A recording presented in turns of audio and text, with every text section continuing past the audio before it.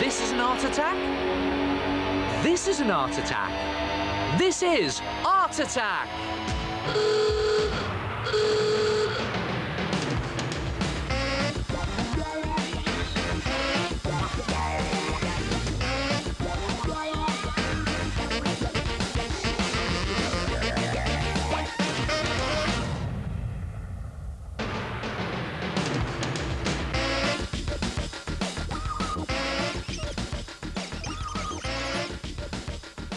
Hello there. Good to see you again.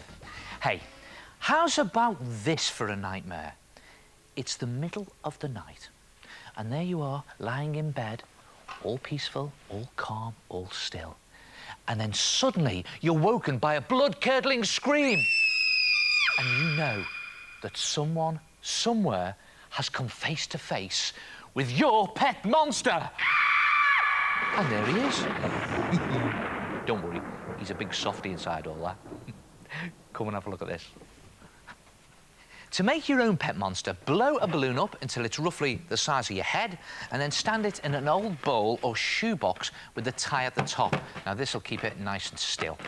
Then you need to mix some PVA glue with a bit of water, and the idea is to paste it onto the balloon and then lay on strips of kitchen roll for this one.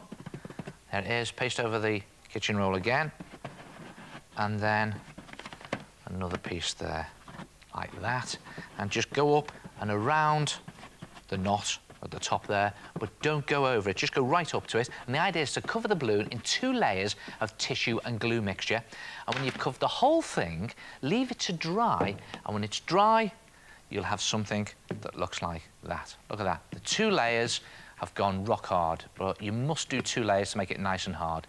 Then very carefully, snip the neck of the balloon off to pop it. Ready for this? 3, 2, 1. Oh, I thought it was going to bang there. It was more of a... OK, out this comes. Now, to turn this into a monster, you need to add some features made out of newspaper.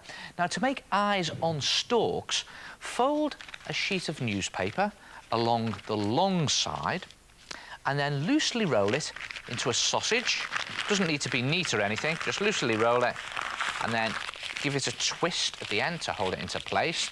Then you need one of these, a ping pong ball, and hold it in the middle like that, and then just fold the newspaper across like that to trap it, and then give it a twist underneath the ball so that the ball is now half enclosed, and tape the paper into place just to hold it there like that, so that you have an eyeball in a socket at the end of a stalk, see?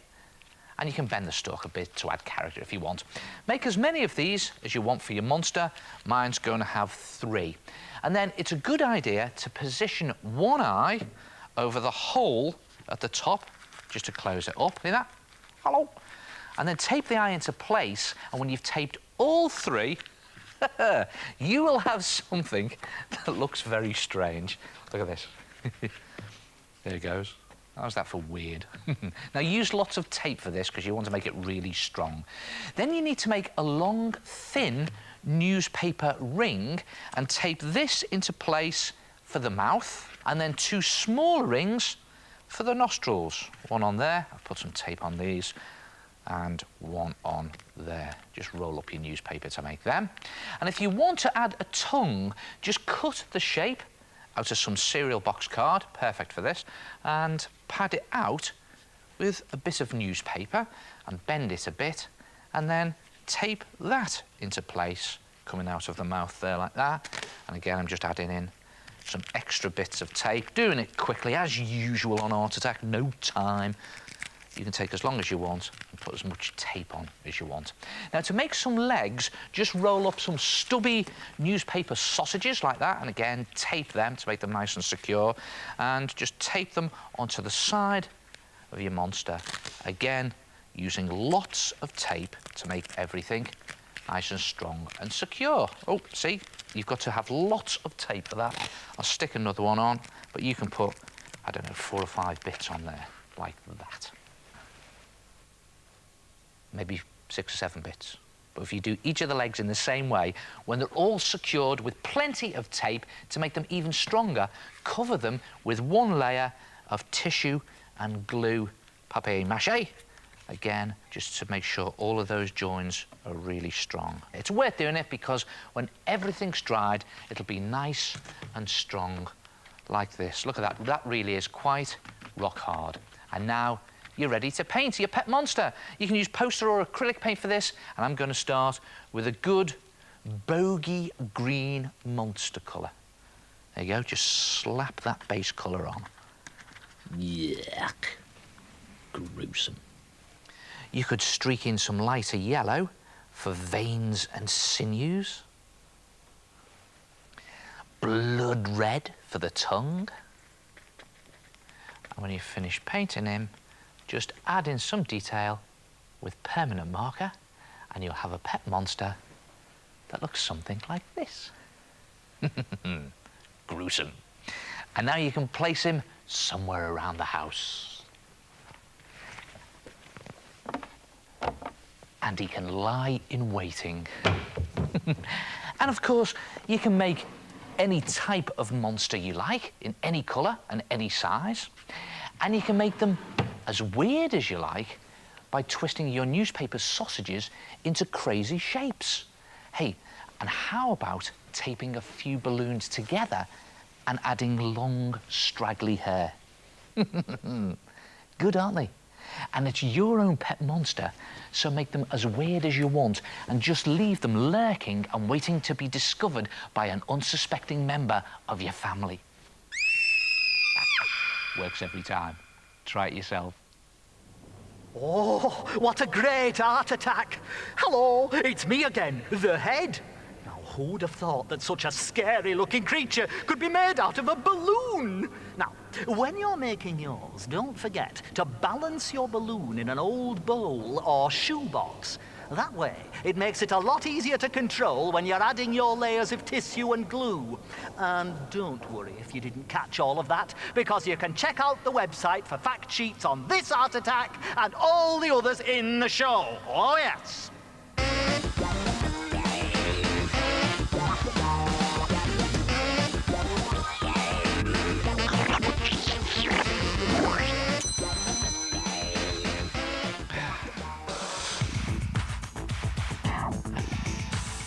Oh, what's this? Yeah. Oh, cool. Oh, yeah. Oh, nice one. Woo! Oh, oh, oh, all right. Oh, you're all right, mate. You're all right. Hey, where's this stuff going? Ah.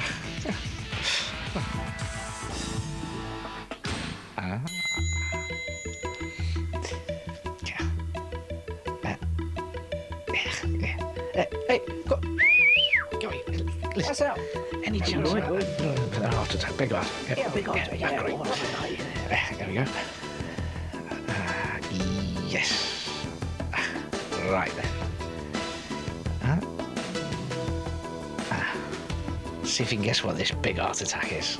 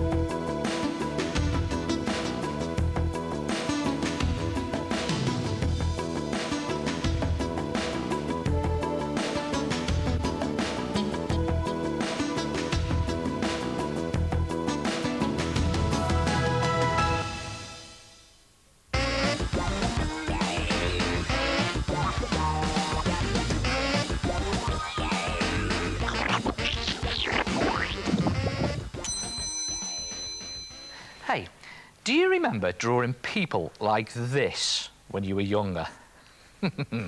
A bit babyish, right? Wrong. Believe it or not, many top cartoonists and animators still draw matchstick men to help them get action and movement into their cartoons.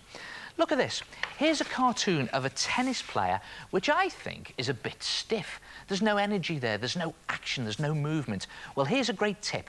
If you draw it first as a moving matchstick man, you can get more action into the cartoon. But the one thing to remember is you must exaggerate the movement. So, OK, take a pencil and decide which way the action is going to go and really move your pencil in that direction. Watch this, here we go, across there like that. See that quick movement? Now, you use this line to create your matchstick man. So I'm going to put a hand there, and I'm going to put the tennis racket there, like that.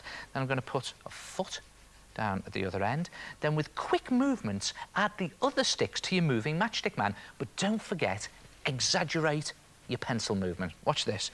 A leg, there it goes, really quickly. An arm, like that. And a head tucked down there. Look at that. And there you have a moving matchstick man, now with lots of movement and more energy. And if you aren't happy with the amount of action in your cartoon and still don't think you've got enough movement into it, throw it away, just do it again with even more energy. It'll only take you a couple of seconds. In fact, many cartoonists do lots of matchstick men until they get it right. And bear in mind, the more you move your sticks, the more your picks move.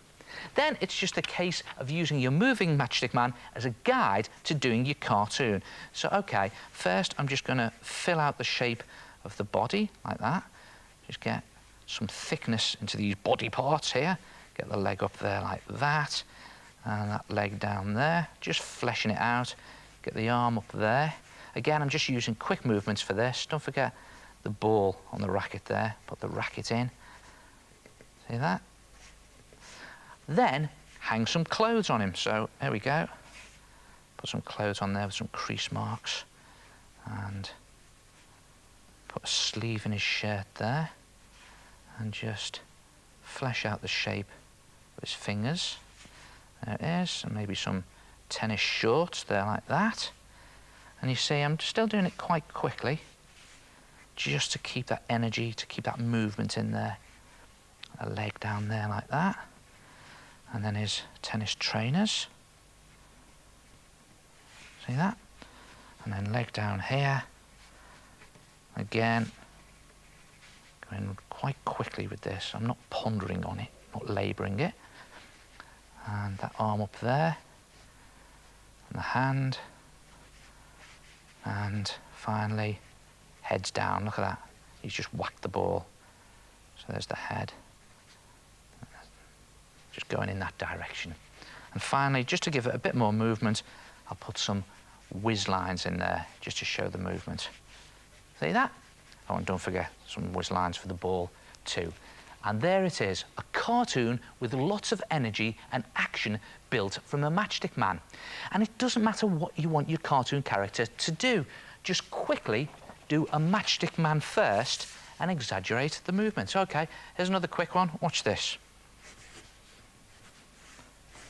Again, just putting loads of energy into it. Loads of movement. There it is. And there's my bowler. There we go. So matchstick men aren't so babyish after all. Try it yourself. Get some action into your cartoons with moving matchstick men. And the more your sticks move, the more your picks move. Oh, what a really neat tip. Creating movement in your cartoons with the help of matchstick men. Hey, I've got another way to help a matchstick man move. Buy him a car! Whoa! There it goes. Oh, that's another Art Attack scrapbook completed. And do you know what? They're all full of your art attacks. And they're brilliant. Take a look at some of these. Now, Katie has gone for an interesting mottling effect on this abstract painting. I really like the clever combination of cold colours like blues, greys and purples. And Aaron's wonderful portrait has been finished off with two wide eyes surrounded with wax crane lashes. I wonder if it's a self-portrait. And Eben's fiery mask would be great at a fancy dress party. So how did you do it, Eben? I made a mask shape from card and then glued on cardboard shapes. Next, I painted it bright colours to create a sort of Aztec mask. Yep, great art attacks. And you know, I love that style. It's very bold and simple. And the Aztecs had another great style, a carving style where they used to carve masks, statues, trinkets. And you know something? The Aztecs carved into wood and stone. The art attacks carve into soap. First, you need a bar of soap. Now, you can use any type of colour. I'm going to use this round one here. Then, using a sharp pencil or cocktail stick, just sketch your design into the soap. Now, I'm just going to use a very sort of Aztec-y style face here. And just keep it simple. You don't want anything too fancy. And just press the pencil in. Feels really nice to do this, you know. And it goes there. I'll put an eye on there, like that, and another one there. And I think I'm going to do a sort of miserable mouth with some teeth in it. It's quite easy to do this. There you go. Now, when you've done your design, you need something to carve into the soap with. And the best tool for this is a lolly stick that's been cut off at an angle. See that? There's my lolly stick, and I've cut one off at an angle there. And if you use scissors for this, be very careful when you do it. In fact, it's always best to get someone else to do that sort of thing, isn't it? Now, you also need a few sharp pencils for this. In fact, if you find anything lying around your house that's good for